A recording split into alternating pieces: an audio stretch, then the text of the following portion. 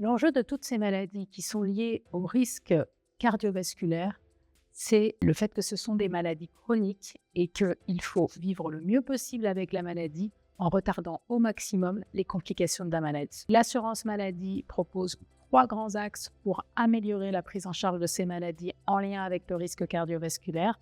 D'abord, la détection précoce, à la fois sur des symptômes ou sur des facteurs de risque, mais aussi sur la préexistence d'une première maladie en lien avec ce risque, parce qu'on sait que la polypathologie est extrêmement importante dans ce type de champ pathologique. Le deuxième élément, c'est d'améliorer la prise en charge des patients en facilitant l'accès aux différentes innovations technologiques, scientifiques, organisationnelles pour les professionnels de santé, la télésurveillance, l'aide au suivi des patients. Les travaux sont menés dans le cadre conventionnel pour faciliter l'identification des patients et de leurs besoins par leur médecin traitant.